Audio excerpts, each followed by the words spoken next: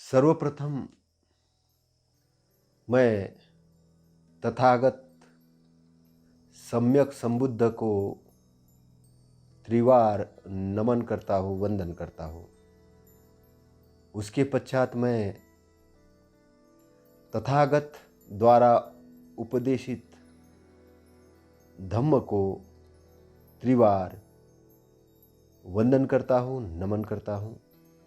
उसके पश्चात मैं तथागत के बताए अनुसार धम्म के मार्ग पर चलने वाले संघ को मैं त्रिवार नमन करता हूँ, वंदन करता हूँ। त्रिपिटक के थेर गाथा पर कुछ महत्वपूर्ण चुनिंदा अरहंत भिक्षुओं के अनुभव पर व्याख्यान देने जा रहा हूँ। और व्याख्यान बहुत महत्वपूर्ण है क्योंकि अरहंत भिक्षुओं के वाक्य है, बहुत महत्वपूर्ण वाक्य है। सबसे पहले हम पुण्य भिक्षु क्या कहते हैं इनके बारे में सुनते हैं। पुण्य जो भिक्षु है ये कपिलवस्तु के निकट एक गांव में पैदा हुए थे। माता का नाम मंतानी था और मंतानी होने के कारण इनको मंतानी पुत्र के नाम से भी जाना जाता था। ये अंग्याकोंड के भतीजे थे। भिक्षुओं के अंदर में सर्वश्रेष्ठ उपदेशक माने जाते थे।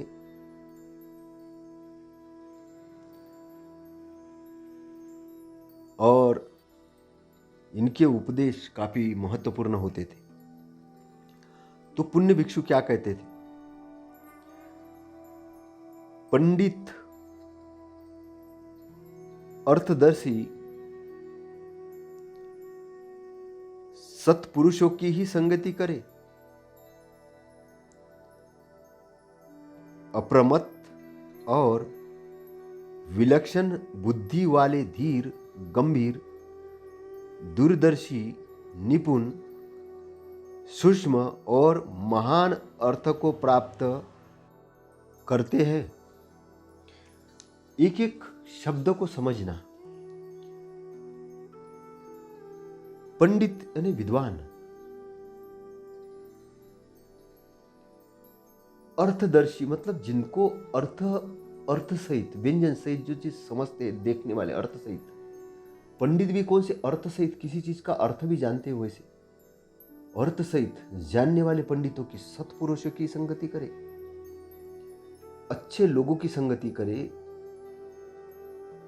अप्रमत्त मतलब जो प्रमाद में नहीं पड़े, जो गफलत में नहीं पड़े, जागरण युक्त है। विलक्षण बुद्धि वाले, विलक्षण मतलब जिनकी बुद्धि विलक्षण हो, बहुत बड़ी बुद्धि हो, अच्छी बुद्धि हो। धीर, धीर धीर बहुत बड़ा शब्द है। धीर ऐसे नहीं कि कोई शब्द बोल दिया जाए और एकदम से उतावला हो जाए व्यक्ति, ऐसे नहीं। उतावला नहीं, धीर। पृथ्वी जैसे, पृथ्वी कैसी है? धीर है, स्थिर है। कोई भी अगर उसको खोदने जाए तो एकदम से वो ये नहीं होती है ना, गंभीर है। तो धीर, गंभीर, गंभीर पृथ्वी जैसे ना, धीर भी और गंभीर भी। दूरदर्शी मतलब जिसका दृष्टिकोण बहुत दूर तक का जाता हो, दूर तक देखता हो कि अभी हमने कोई एक्शन किया तो उसका रिएक्शन क्या होने वाला है, दूर तक दूरदर्शी। निपुण, निपुण यानी बहुत ज्ञाता। सूक्ष्म और महान अर्थों को प्राप्त, सूक्ष्म छोटी से छोटी चीज को समझने वाला। और महान, महान अर्थ मतलब ऐसा अर्थ नहीं कि कोई बेकाम का अर्थ हो, महान अर्थ, उसका दृष्टिकोण महान हो। महान अर्थ को प्राप्त करते हैं, महान अर्थों को प्राप्त करते हैं। कौन प्राप्त करते हैं? पंडित अर्थदर्शी सत्पुरुषों की संगति करे, अप्रमत्त और विलक्षण बुद्धि वाले, धीर, गंभीर, दूरदर्शी, निपुण, सूक्ष्म और महान अर्थों को प्राप्त करते हैं। कौन प्राप्त करते हैं? अप्रमत्त और विलक्षण बुद्धि वाले, धीर, गंभीर, दूरदर्शी, निपुण, सूक्ष्म और महान अर्थ को प्राप्त करते हैं। तो व्यक्ति जब संगति के अंदर में जब जाता है, अच्छी संगति के अंदर में जब जाता है, तब वो धीर होता है, विलक्षण बुद्धि वाला होता है। वो विलक्षण बुद्धि वाला क्यों होता है? क्योंकि वो अप्रमत्त है, गफलत में नहीं है। वीर होता है, वो डरावना नहीं होता, वीर होता है। और दूर तक की बात को देखने वाला बनता है, निपुण हो जाता है, सूक्ष्म और महान अर्थों को प्राप्त करते हैं और सूक्ष्म और महान अर्थों को प्राप्त करने वाला होता है। संगत का इतना बड़ा असर है। थोड़ा और इसको समझते हैं। तथागत कहते हैं कि मूर्खों की संगत मत करो, विद्वानों की संगत करो। मूर्खों की संगत करने वाला गलत मार्ग में जा भटकता है।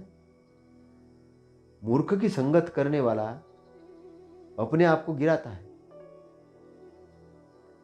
यहां संगत का मतलब क्या है? सबसे पहले समझना। संगत का मतलब उठना बैठना, यही संगत है? नहीं, उठना बैठना तो एक बात है, लेकिन सबसे बड़ी जो बात है वैचारिक संगत। वैचारिक संगत। अगर विद्वान लोगों के पास आप नहीं बैठ रहे हो और आप सोच रहे कि आप विद्वान हो जाएंगे, तो कैसे हो जाओगे? एक मूर्ख भी अपने आप को विद्वान घोषित कर सकता है, और घोषित करने के लिए कुछ नहीं करेगा। वो करेगा, सबसे पहला काम वो करेगा कि आपके दिमाग को अपने कंट्रोल में ले लेगा। और कंट्रोल में लेने के लिए क्या करेगा? सबसे पहले बोलेगा, देखो कोई तर्क नहीं करना है, मैं जितना बता रहा हूँ उतना सुनो, और जैसा बता रहा हूँ वैसा सुनो, बीच में अड़ना नहीं, बस सुनो। आपको लगेगा ये तो कुछ गड़बड़ बोल रहा है, फिर भी सुनो, कुछ तर्क मत लगाओ, जैसा है वैसा ही ग्रहण करो। तो जो जानने, छानने और जो मानने की बात है, वैज्ञानिक बात है, तो वैज्ञानिक वाद से आपको हटाकर आपको मूर्खता की ओर ले जाएगा। तो जो नकली गुरुओं की बहुत भीड़ लगी है मार्केट के अंदर में, और आजकल तो गुरुओं का एक बाजार तैयार हो गया। हर कोई माला पहन के और धोती पहन के और टीका लगा के स्टेज पे आ जाता और गुरु बन जाता है। और वो गुरु नहीं है, गुरु के नाम पे राजनीतिक लोग हैं। राजनेताओं को अपने आगे पीछे घुमाते दिखाते हैं कि देखो हमारे पीछे इतनी भीड़ है। उनका गुरुपन आपकी भीड़ के ऊपर निर्भर है। वो अकेले नहीं रह सकते, उनको भीड़ चाहिए, उनको बहुत बड़ी प्रसिद्धि चाहिए। अगर उनको वो प्रसिद्धि नहीं मिली, उनको भीड़ नहीं मिली, एकांत में ये लोग ठीक नहीं रह सकते। अब देखिए, कैमरे के सामने जब बैठते हैं तो वो पूछते हैं, मैं कैसे लग रहा हूँ, मेरे बाल ठीक बने कि नहीं बने हैं, वो सब पूछेंगे। लेकिन कोई ये नहीं पूछता कि मैं सही बोल रहा हूँ कि नहीं बोल रहा हूँ, ज्ञानवर्धक बातें बोल रहा हूँ कि नहीं बोल रहा हूँ, प्रमाणाश्रित बोल रहा हूँ कि नहीं, ऐसे कुछ नहीं पूछते। तो क्योंकि उनको एक भीड़ चाहिए होती है, और लोगों को भी बहुत अच्छा लगता है। संगीत में कथा हो रही है, संगीत में ध्यान हो रहा है, संगीत के साथ चल रहा है, नाच गाना हो रहा है, उनको भी लगता है कि बहुत अच्छा हम। लेकिन ऐसे जगह पर आपको कोई अर्थ वाली बात नहीं मिल पाती है, तो वो पंडित, अर्थदर्शी, सत्पुरुष नहीं होता है। पंडित यानी विद्वान, ज्ञानवान, अर्थदर्शी, अर्थ बताने वाला, सत्पुरुष, पुरुषों में भी सत्पुरुष, सही रास्ते पे चलने वाला पुरुष। तो ऐसा जो सत्पुरुष होता है, पंडित होता है, विद्वान होता है, वो कौन होता है? वो आपको एक एक बात अर्थ के साथ बताने का काम करेगा, शब्द के साथ में, भावार्थ के साथ में। क्यों बताएगा? क्योंकि आपको विद्वान करना है, आपको उनको जिताना है। किस चीज से जिताना है? इस भवसागर से जिताना है। व्याख्या करने वाले बहुत सारे लोग हैं, किताबें बहुत पढ़ते हैं, लेकिन निष्पक्ष रूप से बोलने वाले बहुत कम हैं। एक कंपटीशन है। अनुसरण करने वाले कम हैं। जब आप गुरु के पास जाते हो तो एक होश की अवस्था में जाने की जरूरत है। अज्ञानी लोग गुरु के पास जाते हैं, वो किस लिए जाते हैं? मेरा ये भला कर दो तो मैं इतना दान दे दूंगा, उतना दान दूंगा, धंधे वाली बात होती है। लेकिन ज्ञानवान आदमी जब गुरु के पास जाता है तो वह धंधे वाली बात नहीं होती, वह समर्पण की बात होती है। और किस प्रकार का समर्पण? ज्ञान अर्जन के लिए समर्पण। भूख होती है अंदर से, उस तलाश होती है। और तलाश और भूख किसके पास होती है? तलाश और भूख उसको लगती है जो कुछ जानना चाहता है, जो कुछ समझना चाहता है।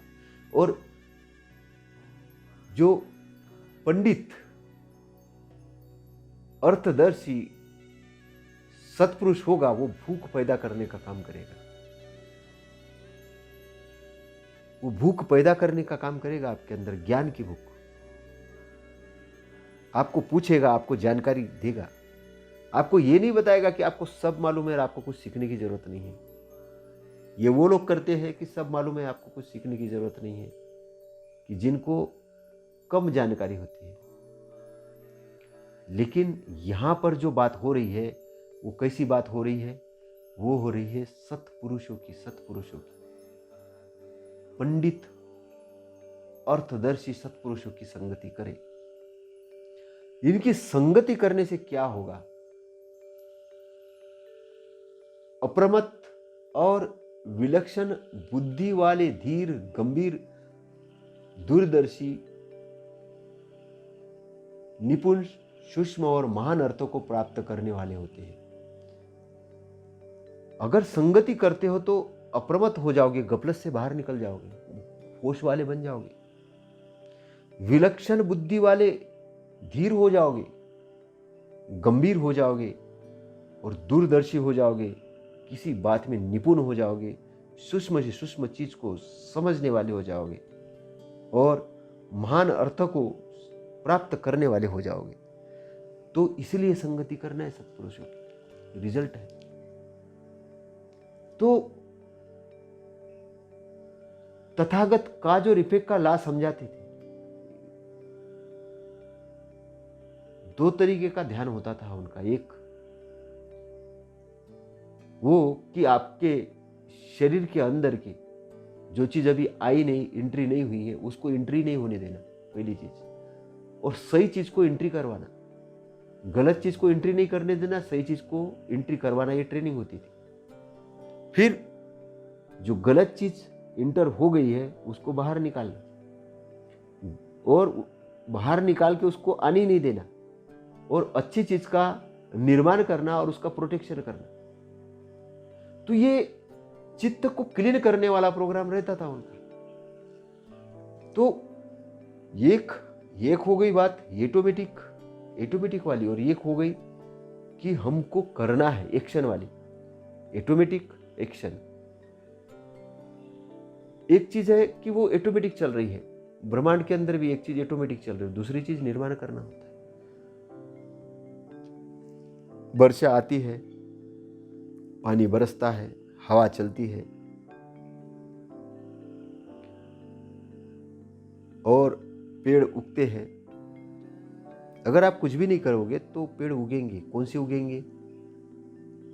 वो आप जो नहीं भी उगाना चाहते वो उग जाएंगे। लेकिन अगर आप एक्शन में हो तो आप वही उगाओगे जो आप उगाना चाहते हो। तो दोनों क्रियाओं को समझने की क्या जरूरत है? दोनों क्रियाओं की जरूरत है, क्योंकि पानी ऑटोमेटिक है, हवा ऑटोमेटिक है, बहुत सारी चीजें ऑटोमेटिक है। तो बॉडी के अंदर भी कुछ चीजें ऑटोमेटिक है, ऑटोमेटिक की भी जरूरत है। आप ऐसा नहीं कह सकते कि मैं अभी ऑक्सीजन लेता हूँ और फिर आधे घंटे के बाद लूंगा, तब तक चुपचाप बैठता हूँ, ऐसा होगा नहीं। वो ऑटोमेटिक चलने वाली प्रक्रिया है, वो जरूरी है। ब्लड अभी बह रहा है, मैं थोड़ी देर के लिए रोक देता हूँ, ऐसा होगा क्या? नहीं। वो बहेगा।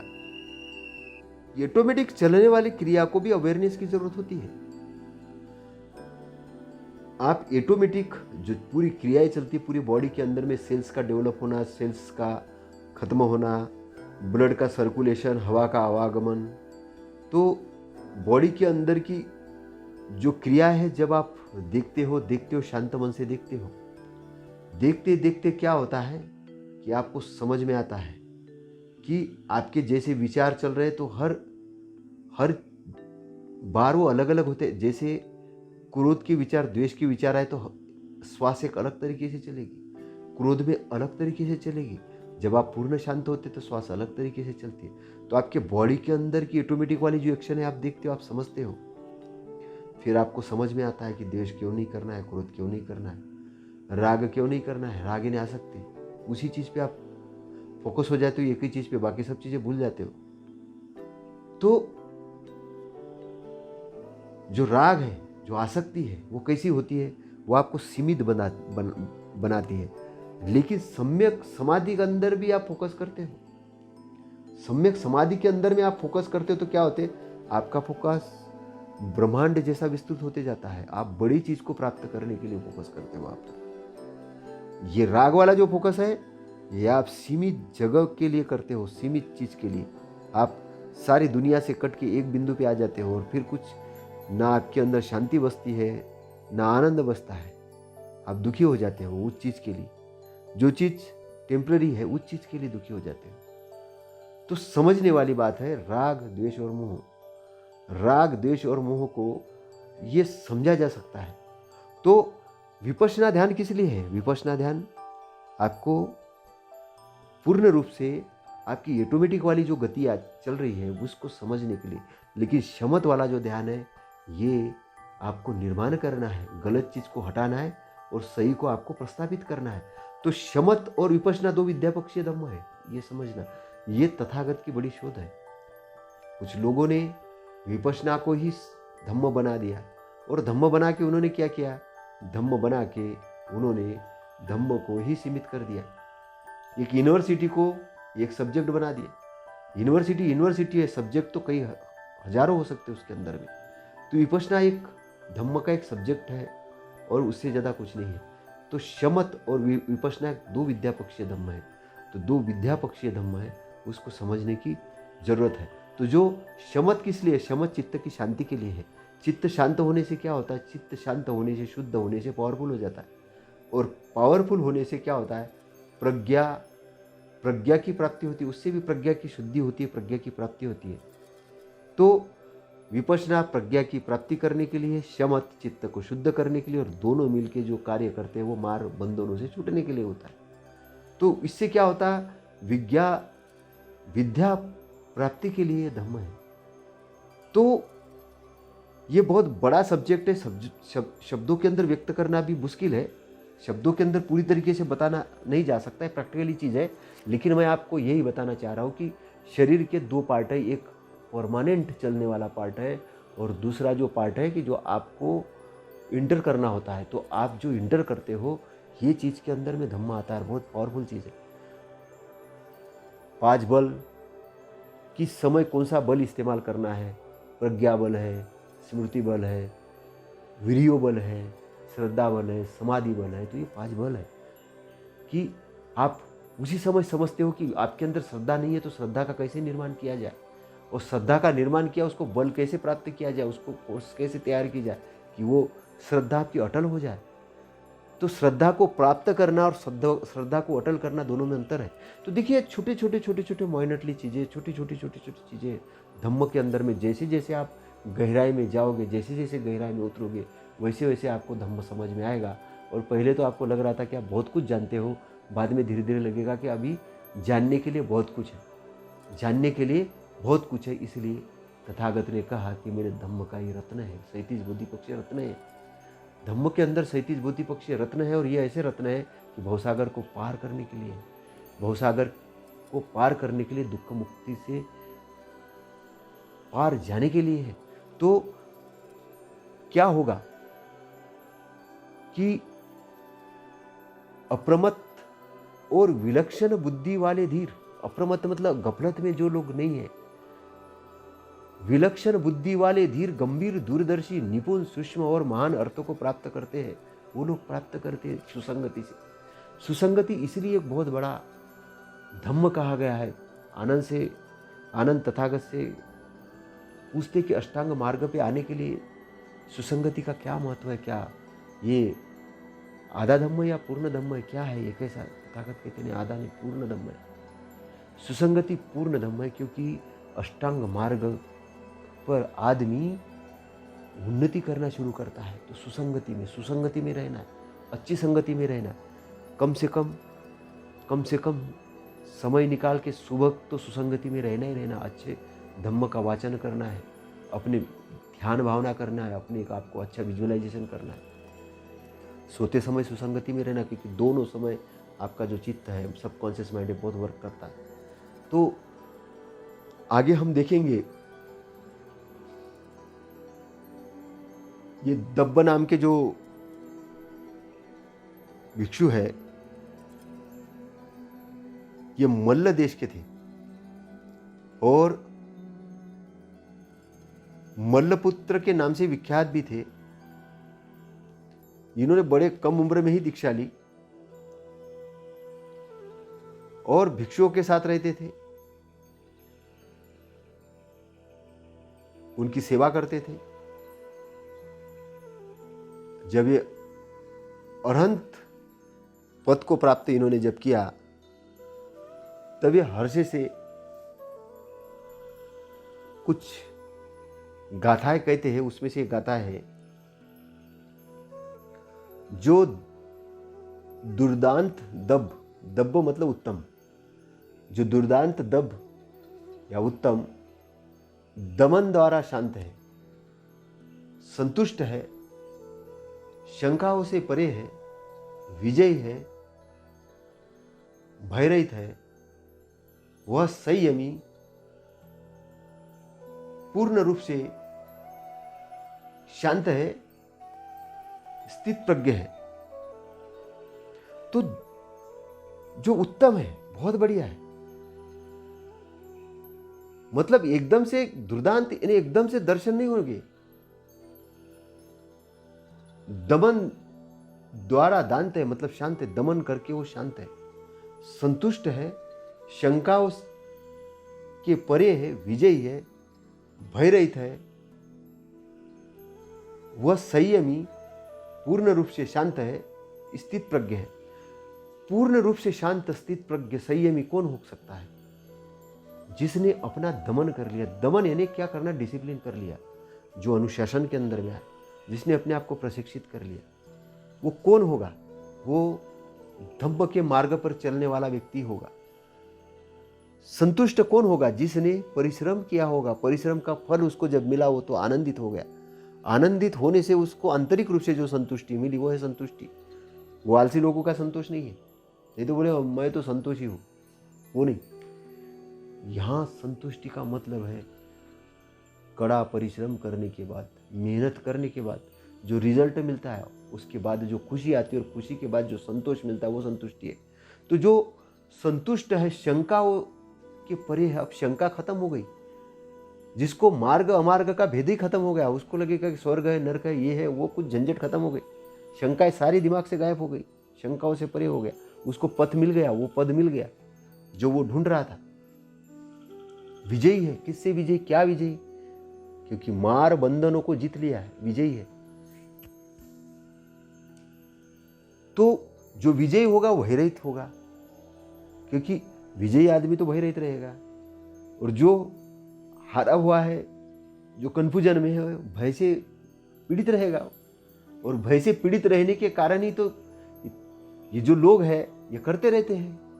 ज्योतिष शास्त्र के चक्कर में जाएंगे, पंडितों के चक्कर में जाएंगे, किसी के भी चक्कर में चले जाएंगे। किसी ने बोला कि स्वर्ग है तो मान लिया, किसी ने बोला वहाँ अवतार लिया भगवान ने तो मान लिया, किसी ने बोला ये मूर्ति के अंदर में ऐसा है तो मान लिया, किसी ने बोला पेड़ को पूजा करो तो मान लिया। जैसे जो बोल रहा है वैसे भय के कारण पेड़, पर्वत, नदी, नाले, समुंदर, पता नहीं किस किस की पूजा करते रहते लोग। चिड़ी, जानवर वानवर सबकी पूजा करते रहते भय के कारण। वो कोई खुशी से नहीं करते। लेकिन जिसने मार को, अकुशलता को जीत लिया, जो भय रहित हो गया, तो वो कुछ भी जगह नहीं जाएगा, उसका शरण अलग हो जाएगा। वो बुद्ध की शरण जाएगा, सम्यक संबुद्ध की शरण जाएगा, वो उनके बताए धम्म की शरण जाएगा, वो संघ की शरण जाएगा, क्योंकि उसको समझ में आ जाएगा कि उत्तम शरण यही है।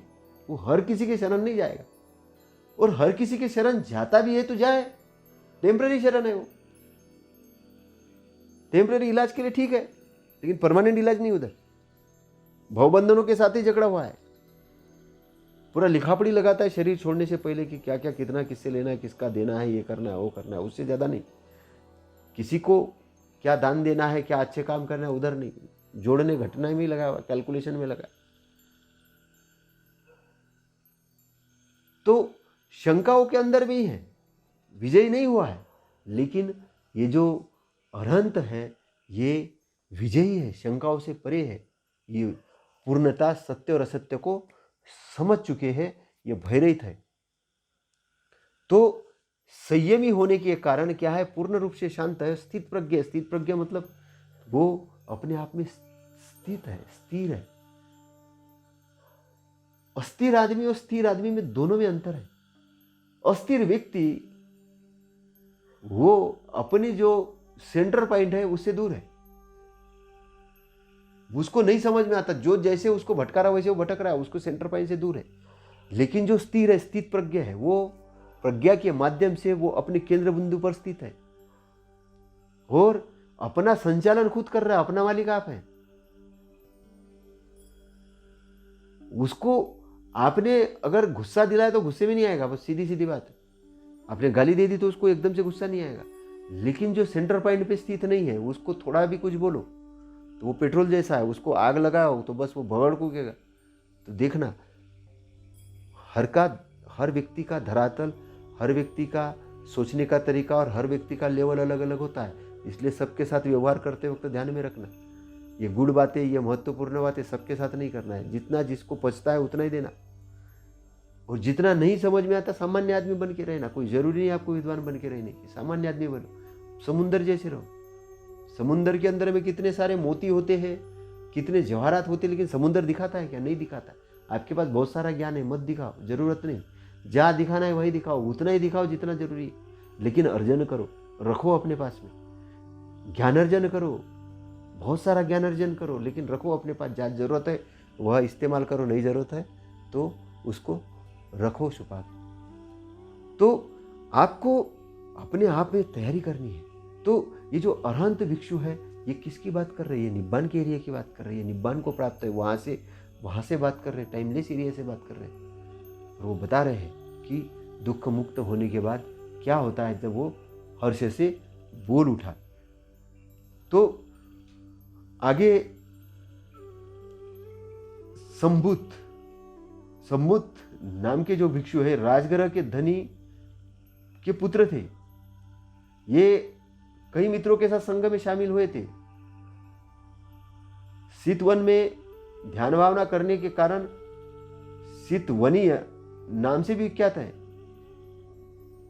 परम पद प्राप्ति के बाद शंभुत स्थविर, ये उदान कहते, क्या कहते हो?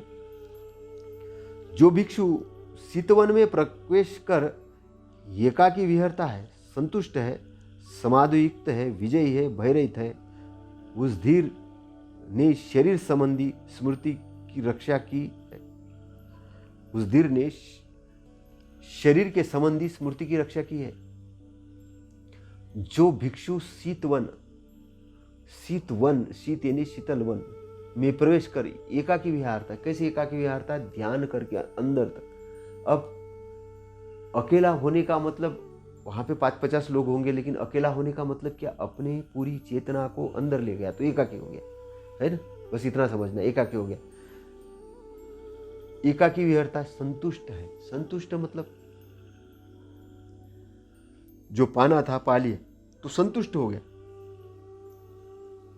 समाधि युक्त है। समाधि युक्त मतलब एकाग्र युक्त है, समाधिस्थ है। विजयी है, भयरहित है, वो भी विजयी है, भयरहित है। उस धीर ने शरीर संबंधी स्मृति की रक्षा की है। उसने शरीर संबंधी स्मृति की रक्षा की है। तो स्मृतिवान जो व्यक्ति होता है, तो तथागत कहते हैं कि शरीर के संबंध में स्मृतिवान होने से अमृत पद की प्राप्ति होती है। अमृत पद, जिसने शरीर संबंधी स्मृति को नहीं जाना उसने अमृत को नहीं जाना। तो शरीर पर ध्यान बहुत इंपॉर्टेंट है। शरीर के प्रति अगर आपकी स्मृति है तो आप अमृत को समझ लेते हो, क्योंकि शरीर से ही सारी घटना की शुरुआत होती है। शरीर आपके लिए बहुत बड़ा महत्वपूर्ण है। तो शरीर पर ध्यान सबसे बड़ा महत्वपूर्ण है। तो इसीलिए तथागत फर्स्ट स्टेज में क्या करते थे? तथागत चलते हुए ध्यान, बोलते हुए ध्यान, ध्यान का मतलब होश है ना, चलते हुए, बोलते हुए, खाना खाते हुए, लेटते हुए, नहाते हुए, सब जगह पे होश की अवस्था में होश में रहने से क्या होता था? होश में रहने से व्यक्ति अंदर से अमृत की प्राप्ति होती है। चक्रमण करते हुए, चलते हुए भिक्षाटन के लिए जा रहे, होश के साथ जा रहे, तो हर एक्टिविटी, बॉडी की एक्टिविटी होश के साथ करना है। अगर होश के साथ एक्टिविटी करेंगे तो क्या होगा? आनंद के झरने, खुशी के झरने अंदर से आना शुरू हो जाएंगे। आपका एक एक कण आनंदित होना शुरू हो जाए। ये प्रैक्टिकली अनुभव वाली बात है, प्रैक्टिकली बात है। अगर करोगे तो रिजल्ट मिलेगा। बोलोगे मैंने बोल दिया और आपने किया नहीं और फिर मिला नहीं, तो आप बोलेंगे कुछ भी बकबक करते। ऐसा नहीं है। तथागत की वाणी है, तथागत के शिष्यों की वाणी है, प्रैक्टिकली वाणी है। ऐसी ही नहीं है, करके देखो बिल्कुल आनंद मिलेगा। चक्रमण ध्यान करो, बिल्कुल आनंद मिलेगा। अमृत का पद ही है। अमृत का मतलब कि हमारा सेंटर पॉइंट वही निब्बान का एरिया है, हमारी एनर्जी का वही स्थिर है। बस वहाँ तक पहुँचने के लिए हमको मार्ग दिया है। ये धम्म का तथागत ने व्याख्यात किया है। आपको भवसागर के अंदर डूबना नहीं है, तैरना है। डूबता कौन व्यक्ति है? जो मार्ग को नहीं जानता है। मार्ग को जो नहीं जानता वो भटक जाता है और डूबता है, और बार बार डूबता है उस भवचक्र के अंदर। दुखी होता है, मरता है, जन्मता है, मरता है, जन्मता है। वो चक्कर के अंदर में घूमता रहता है और श्रेष्ठ दिखाने के लिए इसको दबाता है, उसको दबाता है, उसको पीड़ित करता है, उसको पीड़ित करता है, उसको कुछ बोलता है, और वो दादा बन के घूमता है कि मैं बहुत ज्ञानवान हूँ, दादा हूँ, ये हूँ, वो हूँ। लेकिन यह अहंकार है। और अहंकार होने से क्या, अपने सर के ऊपर बोझ लेके चलता है, बहुत बड़ा बोझ हो जाता है उसका। और उसके कारण क्या होता है कि हल्का नहीं हो पाता। हल्का नहीं हो पाता तो फिर तैर नहीं पाता। तैर नहीं पाता तो डूबते रहता है अंदर, फिर टेंशन में आते रहता है, बार बार टेंशन में आता है, गुस्से में आता है, द्वेष में आता है, राग में आता है। उसके जीवन में वो कुछ स्वाद नहीं होता, अमृत नहीं होता है। तो वो अमृत नहीं होने के कारण क्या हो जाता है? वो समाधिस्थ नहीं हो पाता, एकाग्र नहीं हो पाता है। तो वो एकाग्र नहीं है तो विजय नहीं, डरते रहता है, कन्फ्यूजन में है, भय से रहित नहीं है। क्यों नहीं है? क्योंकि वो स्मृतिवान नहीं रह पाता। तो स्मृतिवान रहने के लिए क्या करना है? तथागत कहते थे शराब मत पियो, शराब मत पियो। तो कोई क्या तथागत आपके दुश्मन थे कि आप अपने उनके पैसे से शराब पीते हो? नहीं, अपने पैसे से पीते हो ना, पियो। लेकिन तथागत को मालूम था कि आप अपने पैसे से पियो या किसी के पैसे से पियो या फ्री की पियो, शराब पीने के बाद आप होश में नहीं बेहोश में हो जाते हो। आपकी शरीर की स्मृति गायब हो जाती है। और स्मृति गायब होने के कारण जो जहाँ पर भी जिस चीज़ से भी होश गायब होता है वो चीज़ के लिए तथागत मना करते हैं। द्वेष की अवस्था में भी आपका होश गायब होता है, क्रोध की अवस्था में भी आपका होश गायब होता है, राग की अवस्था में भी आपका होश गायब होता है। आपको एक चीज़ के साथ आप चिपक जाते हो जो कि टेम्परेरी चीज़ होती है और आपका वहाँ पे भी होश गायब होता है। तो ये क्यों होता है? क्योंकि आपको जानकारी नहीं है, आप अज्ञानी हो। तो तथागत क्या कहते हैं? दुख का कारण अज्ञान है, अविद्या है। अविद्या के नाश से ही ज्ञान की प्राप्ति होती है। ज्ञान की प्राप्ति कैसे होगी? प्रज्ञा की प्राप्ति कैसे होगी? होश के द्वारा। होश के अंदर प्रज्ञा रहती है, होश के बेहोशी के अंदर नहीं रहती, गफलत के अंदर नहीं रहती। इसलिए जो होश से बेहोशी को जीत लेता है, जो होश से बेहोशी को जीतता है, उसको प्रज्ञा की प्राप्ति होती है और प्रज्ञा के शिखर पर वो चढ़ता है। तो प्रज्ञा क्या है? ऊर्ध्व स्रोत में है, ऊर्ध्व स्रोत में है ना। उसका क्षेत्र विस्तृत होते जाता, प्रकाश बढ़ते जाएगा। एक सामान्य आदमी की प्रज्ञा होगी तो सपोज मान के चले कि उसको आधे किलोमीटर की चीज़ें दिख रही, लेकिन जो बहुत ही ऊंचाई पे गया तो उसको पूरा 50 किलोमीटर की दिख रही है, जो बहुत ही ज़्यादा ऊपर गया तो पूरी पृथ्वी दिख रही है उसको, है ना। तो प्रज्ञा का भी ऐसा एक लेवल है, डेवलपमेंट है। तो डेवलपमेंट तथागत का प्रज्ञा का लेवल कितना है? बहुत बड़ा लेवल है उनका, बहुत बड़ा लेवल है। वो हर चीज़ को देख लेते, समझते, जानते, और समझ के जान के बात बोलते हैं, व्याख्या करते हैं और उतनी बात बताते हैं कि आपको दुख से मुक्ति हो जाए। तथागत का पहला ऑब्जेक्टिव है कि दुख से मुक्ति हो जाए और आप उस सतपथ पे आ जाए। और सतपथ पे आने के लिए वो अपने शिष्यों को भी बताते थे। तो ये शिष्य जो बोलते हैं किसकी भाषा है, कहाँ से सीखा उन्होंने? वो तथागत से सीखा है, तथागत से सीखा है, तथागत की ही बातें हैं और तथागत के मार्ग से, बताए हुए मार्ग से जाके वो अरहंत बने और अरहंत बन के अपनी खुशी जाहिर कर रहे हैं। तो आगे हम देखते हैं भल्लीय। अब ये जो भल्लीय जो भिक्षु है, ये पोखरवती नगर के व्यापारी कुल में उत्पन्न हुए थे और ये तपस्सु से छोटे भाई थे। ये जो है जिन्होंने तथागत को मट्ठे और लड्डू का दान दिया था, इन्हीं दो भाइयों ने दिया था मट्ठे और लड्डू का दान। बाद में राजगृह में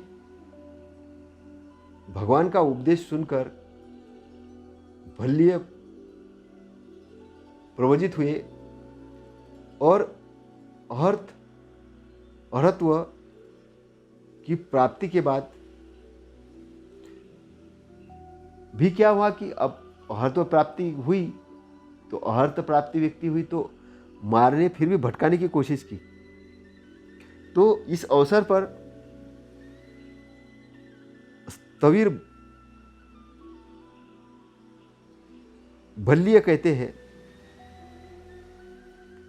जिसने मृत्यु राजा की सेना को उसी प्रकार भगाया है जिस प्रकार महाजल प्रवाह सरकंडों के बने कमजोर पुल को बहा ले जाता है।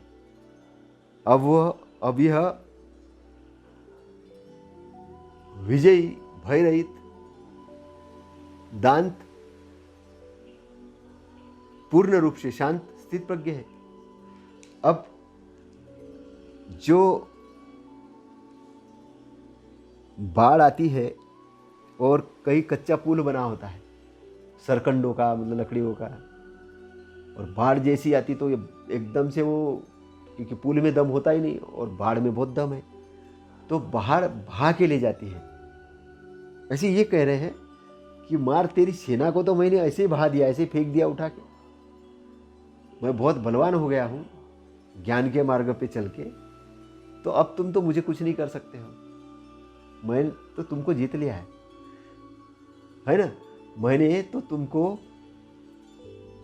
जीत लिया है, तुम्हारी सेना को जीत लिया। कौन कौन सी सेना होती है उसकी? आलस्य वाली सेना है, डरने वाली सेना है, कन्फ्यूजन बनाने वाली सेना है, तो बहुत सारी जो मार्गिक सेना होती है, द्वेष है, खुद की ज़्यादा प्रशंसा करना, दूसरे की निंदा करना, तो ये जो अलग अलग प्रकार की जो मार्गिक सेना है, और उसमें जो अरति है, मतलब आलस्य है, और काम भावना है, और जो भी मतलब सारी जितनी भी गलत चीज़ें हैं, सब चीज़ों को उसने हटा के वो क्या हो गए? शुद्ध हो गए।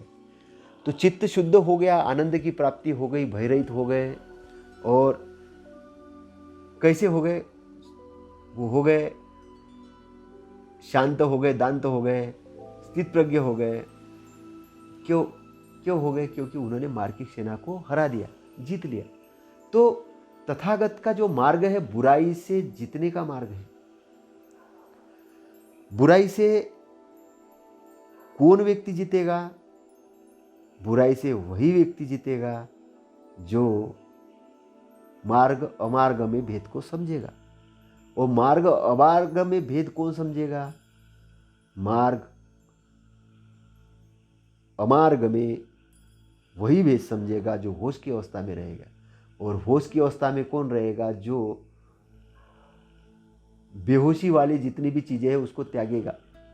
इसलिए तो जो पंचशील है कि वो एजुकेशन देते कि मैं चोरी नहीं करूँगा ऐसी शिक्षा ग्रहण करता हूँ, झूठ नहीं बोलूँगा ऐसी शिक्षा ग्रहण करता हूँ, काम वासना रूपी जो गलत चीज़ें उसको दूर, उसको ये नहीं करूँगा ऐसी शिक्षा ग्रहण करता हूँ, मादक द्रव्य से दूर रहने की शिक्षा ग्रहण करता हूँ, तो प्राणी हिंसा से जानबूझकर प्राणी हिंसा नहीं करूँगा उसकी शिक्षा ग्रहण करता हूँ। तो ये अगर आप देखो शील देखो तो शील क्या है? शील और कुछ नहीं है, वो आपको गलत रास्ते पे, आपको बेहोशी के रास्ते पे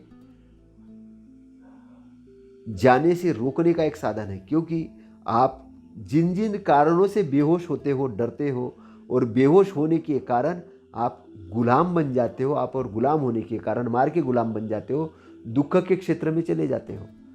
तो मार के जो गुलाम लोग हैं, मार के गुलाम लोग हैं, और एक है कि मार को जीतने वाले लोग हैं। दो प्रकार के लोग दुनिया में हैं। मार के गुलाम लोग हैं, वो मार के गुलामी में जब उनका मन होता है तो मार उनसे बहुत सारी ऐसे ऐसे काम करवाता है कि व्यक्ति को लगता है कि बस मेरे से ज़्यादा ज्ञानी कोई है ही नहीं। सबसे पहले तो मार का एक लक्षण है, अभिमान वाला हो जाता है, और ऐसी ऐसी कल्पना करता है कि जैसे ये जो लिखे हुए शास्त्र है कि नहीं, कि सूरज उसने निगल लिया, मतलब ऐसे कल्पना कि उसका ना कोई जड़ पता होती है, ना उसका डाली पत का ऊपरी सिरा पता होता, मतलब की, बेतर्क की ऐसी ही बातें कह दी होती है। ना उसका साक्षात्कार किसी ने किया है, ना कुछ किया है, बस कल्पनाश्रित बातें। तो आजकल ऐसे धंधे बहुत चल रहे हैं ना, कल्पनाश्रित बातें।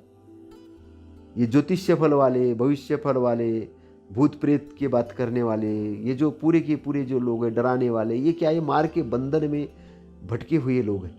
ये क्या करते हैं, ये बड़ी बड़ी बातें करेंगे, लेकिन उन बातों के अंदर कोई दम नहीं होता है। अगर आप जागृत अवस्था में देखो तो कुछ भी नहीं है।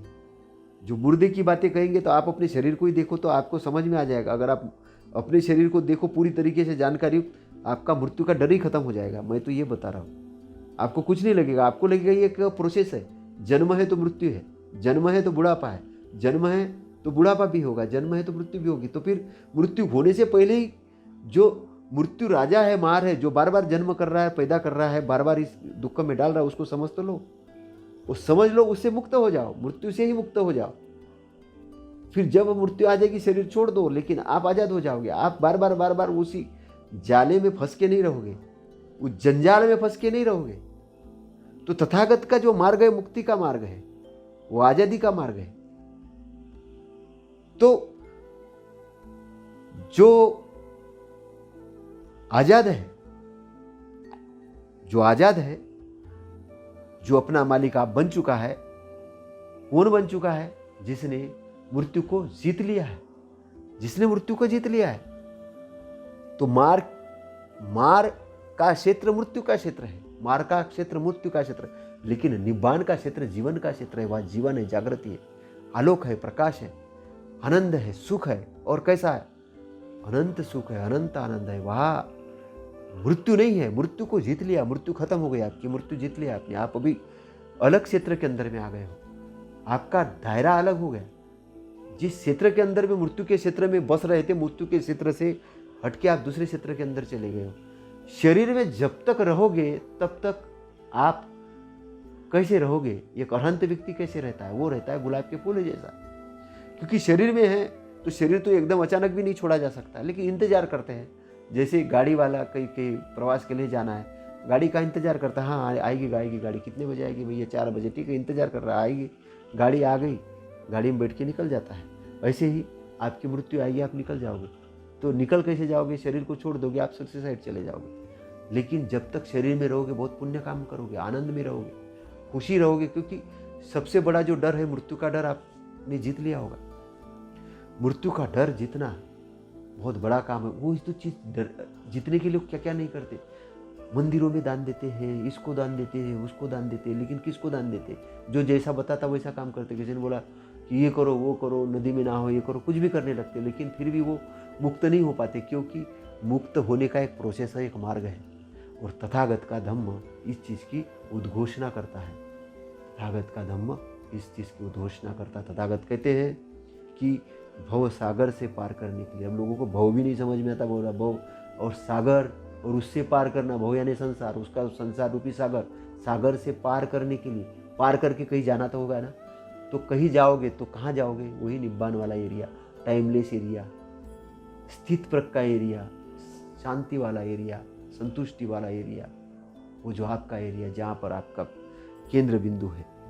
तो उस एरिया के अंदर में एंट्री करना है।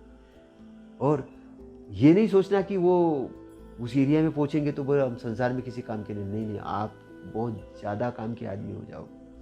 तथागत के कारण दुनिया के अंदर जितनी बड़ी क्रांति हुई उतनी क्रांति किसी ने की नहीं है। बहुत बड़ी क्रांति की उन्होंने। क्यों? सम्यक संबुद्ध, अरहंत सम्यक संबुद्ध तथागत जैसा बोलते थे वैसा काम करते थे और बड़े विद्वान।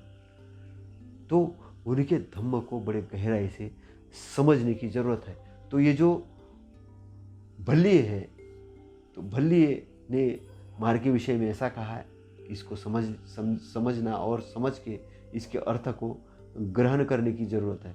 फिर एक वीर नाम के भिक्षु थे। ये कौशल नरेश प्रसन्नजीत के मंत्री के पुत्र थे और कुशल योद्धा होने के कारण इनको वीर नाम से जाना जाता था। विवाह हुआ, उसके बाद वो प्रवजित हुए और क्या हुआ कि एक दिन उनके पूर्व पत्नी ने उनको प्रलोभित करने के लिए कुछ कहने की कोशिश की। तो उस समय इन्होंने ये गाथा कही, जो दुर्दांत उत्तम दमन द्वारा दांत है, वीर है, संतुष्ट है, शंकाओं से परे है, विजयी है, भयरहित है, वह वीर पूर्ण रूप से शांत स्थित प्रज्ञ है। तो उन्होंने कहा कि मुझे वो आनंद मिल गया, मुझे शांति मिल गई, मैं स्थित प्रज्ञ हूँ। अब मैं शारीरिक काम भोगों में लिप्त नहीं हो सकता। अब तो मैं उससे छूट, क्योंकि भिक्षुक बन गए थे, अरहंत हो गए थे। अब उनको वो चीज़ मिल गई थी तो वो शरीर के टेम्पररी चीज़ में कहाँ खुशी मनाएंगे। अब जिनको उसी चीज़ में खुशी मिलेगी तो वो उसी में रहेंगे। लेकिन मान के चलो कि एक आदमी को हिमालय का जल, शुद्ध जल पिला दिया जाए और एक को नाले का जल पिला दिया जाए, तो नाले का जल वाले बोलेंगे कि अरे बहुत मज़ेदार जल है, क्योंकि हिमालय का स्वाद नहीं मालूम। लेकिन हिमालय का जल जिसने पी लिया तो उसको समझ में आएगा शुद्ध है भैया, बहुत ज़बरदस्त जल है। तो अर्थ समझाने के लिए मैं ऐसा बता रहा हूं। तो आनंद कौन सा आनंद? परमानेंट वाला आनंद, टेम्पररी नहीं। और कैसा कि वो तृप्ति वाला आनंद, ऐसा नहीं कि बार बार उत्पन्न हो रहा है, बार बार। अभी ये गर्मी वाला जो आनंद है, आप गर्म करते हो शरीर को फिर गर्मी के आनंद में जाते हो, ये नहीं, ये शीतल वाला आनंद है। दोनों आनंद में अंतर है। ये गर्मी वाला आनंद है, वो शीतल वाला आनंद है। निब्बान की एरिया शीतल वाला एरिया है, शीतल वाला एरिया है, शांति वाला एरिया है, पवित्र एरिया है। काम वासना वाला एरिया गर्म वाला एरिया है। यहाँ पे गर्मी चलती है, वहाँ पे शीतल है, शीतलता, दोनों में अंतर है। वो ये शरीर के उपभोग से संबंधित आनंद है, वो उतना ही। ये भूख है, ये भूख है। इसको एकदम ये नहीं समझना। मैं इन लोगों को समझाने के लिए बोल रहा हूँ कि जो लोग उसको परमानेंट आनंद मान के चले। परमानेंट आनंद नहीं है, शरीर की भूख है। आपको भोजन लगा, आपने खा लिया। लेकिन निब्बान की एरिया वाला जो आनंद है, परमानंद है, वो आनंद ऐसा आनंद नहीं है। वो प्रकाश ऐसा प्रकाश नहीं है। वो सुगंध वैसी सुगंध नहीं है। वो स्थिरता ऐसी स्थिरता नहीं है कि उस स्थिरता को कोई हिला सके, कोई डुला सके।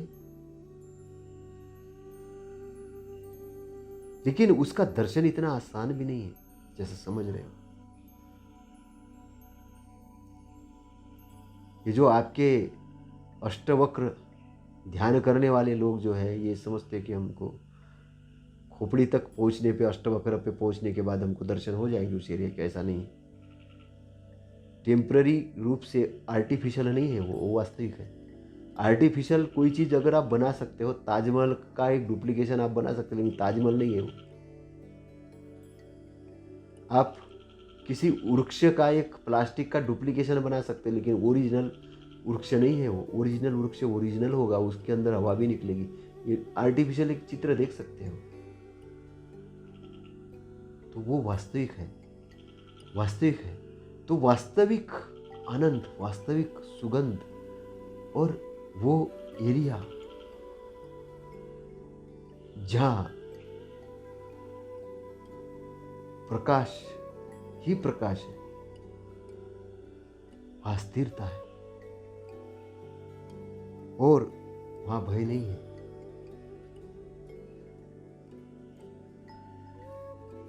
वीर पूर्ण रूप से शांत स्थित प्रज्ञ हुआ व्यक्ति ही उस चीज को पार सकता है। वीर वीर हो, जरूरी है वीर होना। अवीर आदमी वो नहीं पा सकता है। इसीलिए तथागत एक बलशाली व्यक्ति थे, तभी तो अंगुलीमाला जैसे डाकू को उन्होंने ये किया। तो तथागत का धम्म आपको भय रहित से बाहर निकालता है, भय रहित बनाता है, आपको भय से बाहर निकालता है, डिसिप्लिन करने वाला है, शांति वाला है।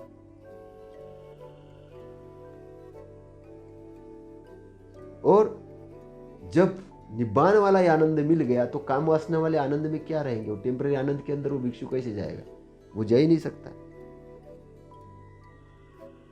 उसकी सारी शंका समाप्त हो गई है, वो विजयी है, भयरहित है, वह वीर है, पूर्ण रूप से शांत है, स्थित प्रज्ञ है। तो उसे बहकाया नहीं जा सकता, क्योंकि उसे कोई अच्छी चीज मिल गई है। अब वो सामान्य चीज में कैसे बहकेगा?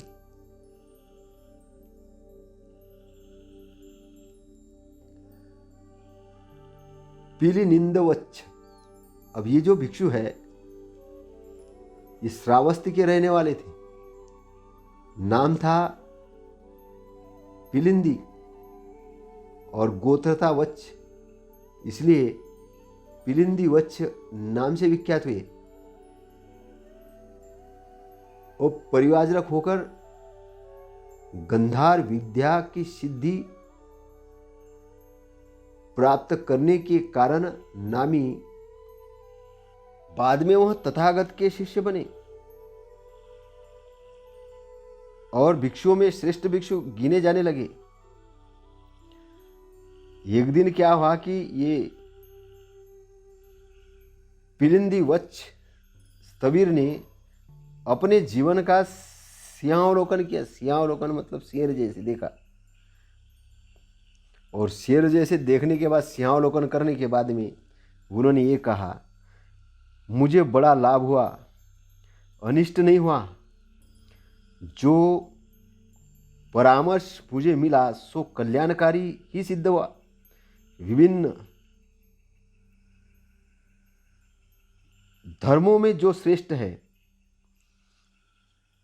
उसे ही मैंने पाया है। अभी ये परिवाजरक थे तो उस समय के अनुसार बहुत सारे मतावलंबी थे, 62 प्रकार के मत थे, और अपने अपने मत को हर कोई श्रेष्ठ बताता था। लेकिन तथागत उस समय के बहुत बड़े ज्ञाता थे, ये तो सम्यक संबुद्ध थे। इन्होंने मार्ग अमार्ग में भेद कर लिया, इन्होंने सत्य का पता कर लिया, ये सम्यक संबुद्ध बन गए। तो ये तो महान विद्वान थे, प्रकांड पंडित थे, और इनका जो मार्ग था पूरा रिद्धि सिद्धि का मार्ग था, कोई कल्पना आश्रित नहीं था। तो क्या हुआ कि ये जो भिक्षु है ये कह रहे हैं कि मुझे बड़ा लाभ हो गया, लाभ हुआ मुझे, नहीं तो बड़ा नुकसान हो जाता, अनिष्ट नहीं हुआ मेरा। वो गलत मार्ग में पड़ा रहता तो अनिष्ट हो जाता। मुझे जो परामर्श मिला है वो बहुत कल्याणकारी हुआ, सिद्ध हुआ। विभिन्न धर्मों में जो श्रेष्ठ है उसे ही मैंने पाया है। मैंने जो पाया है इसको विभिन्न धर्मों के अंदर में जो श्रेष्ठ था उसको वो मुझे मिला। ये ऐसे नहीं बोला, जान के बोला है, समझ कर बोला है। पहले से ज्ञानी व्यक्ति थे, पहले ही विद्वत्ता प्राप्त की थी, तो तालमेल किया उन्होंने, सिंहावलोकन किया, और सिंहावलोकन करने से वो धम्म के बारे में कह रहे कि मुझे बहुत अच्छा धम्म मिला है, बहुत अच्छा मार्ग मिला है, मेरा बहुत लाभ हुआ है, नहीं तो बड़ा नुकसान हो जाता है, बड़ा अकल्याण हो जाता है, लेकिन मेरा लाभ हो गया है। आगे देखते पुण्यभास। पुण्यभास ये श्रावस्ती के ही रहने वाले थे। ये शादी होने के बाद प्रवजित हुए थे, और इनको भी वही चीज जो इनकी पहली पत्नी थी, इन्होंने आकर्षित करने की कोशिश की, तो इन्होंने भी वही बात कही, जो निर्वाण का ज्ञाता है, शांत है, संयत है, सभी धर्मों में निर्लिप्त है, काया के विदय व्यय को जान लिया है, उसने इस लोक तथा परलोक से तृष्णा का क्षय कर दिया है। अब वो कह रहे कि जो निब्बान का ज्ञाता है, जिसने निब्बान को जान लिया, ज्ञाता है, जो शांत है, संयमी है, संयंत है, शांत है, संयंत है। अब इंद्रियों को इधर उधर नहीं डुलाया जा सकता, क्योंकि शांत भी है, संयंत है, डिसिप्लिन है। और जो ये जो धर्म है, सभी इस प्रकार के जो धर्म है कि जो अशांत करने वाले जो व्यवहार है, जो आचरण है, वो सब आचरण से तो निर्लिप्त हूँ मैं। वो ऐसा कह रहे हैं कि वो सब आचरण से निर्लिप्त हूँ। काया के उदय व्यय को जान लिया। काया की जो उदय व्यय, काया का बनना और बिगड़ना, बनना और बिगड़ना, जो कोशिकाओं का क्या होता है, बनता बिगड़ना है, बनता है, उसको मैंने जान लिया। शरीर तो अस्थिर है, तो काया के बनने बिगड़ने को मैंने समझ लिया है, जान लिया, मतलब काया के उदय व्यय को मैंने समझ लिया है, जान लिया है। और इस लोक तथा परलोक से तृष्णा का क्षय कर दिया है। इस लोक में तृष्णा होती है, ये चाहिए, वो चाहिए, वो चाहिए, संतुष्टि नहीं। फिर परलोक की तृष्णा, स्वर्ग में क्या मिलेगा, अप्सराएं मिलेगी, शराब मिलेगी, अच्छी नाच गाना मिलेगा, बहुत बहुत सारा। तो परलोक की तृष्णा, इस जन्म की तृष्णा, इस जन्म में सब कुछ है पास में, लेकिन फिर भी दुखी है, फिर भी दुखी है। पुराने समय में जैसे राजा लोग होते थे, राजा लोग क्या करते थे, उनके पास सीमाओं की सीमा तो बहुत होती थी, लेकिन फिर भी वो युद्ध करने के लिए रात भर जगते रहते थे, रात भर प्लानिंग बनाते रहते, सोते नहीं थे ढंग से। दूसरे दिन फिर युद्ध पे निकल जाते थे, और सीमाएं बढ़ाने के लिए कितने सारे लोगों की हत्याएं करते रहते थे। उनका काम ही ये था। तो वो एक प्रकार की तृष्णा ही है कि लोक की तृष्णा है, बहुत सारी सीमा, लेकिन फिर भी सीमा के विस्तार करने के लिए युद्ध कर रहे हैं। अभी जीवन को ढंग से तो जिया नहीं, फिर सोच रहे मरने के बाद में स्वर्ग में ऐसा शासन होगा, ऐसी अप्सराएं मिलेगी, ऐसी। तो दोनों प्रकार के तृष्णा में डूबे हुए लोग वो शांति नहीं रह सकते। तो ये कह रहे, ये भिक्षु कह रहे, मैंने दोनों तृष्णाओं को जीत लिया, समझ लिया है। तो अब मुझे वो झंझट में नहीं पड़ना। मैंने तो निब्बान को समझ लिया, निब्बान को जान लिया। निब्बान सबसे अच्छा एरिया है, इस एरिया से भी बहुत अच्छा एरिया है। मैंने सब समझ लिया, मैंने जान लिया, मैंने शरीर के उदय व्यय को समझ लिया, शरीर के टेम्पररीपन को समझ लिया कि ये शरीर अस्थिर है, परमानेंट नहीं है, मेरे साथ रहने वाला नहीं है। लेकिन मैंने अपने आप को सदगति के मार्ग में डाल दिया है, मैंने निब्बान को समझ लिया, उसको पा लिया है। तो ये भी एक अरहंत विद्वान भिक्षु है जिन्होंने ये जो बातें कही है। और ये बातें ऐसे ही नहीं कही है, उन्होंने जानकर कही है, समझ के कही है, और समझ के कह के उन्होंने वो बात बताई है। तो हमने अभी तक क्या देखा, हमने अभी तक यही देखा है कि तथागत का जो मार्ग है वो ज्ञान का मार्ग है, होश का मार्ग है, और भवबंधनों से छूटकर इस संसार सागर को पार करके निब्बान को प्राप्त करने का मार्ग है, शांति का मार्ग है। और आपका मंगल हो, शुभ मंगल हो। इसी के साथ नमो बुद्धाय, नमो धम्माय, नमो संघाय। साधु साधु साधु।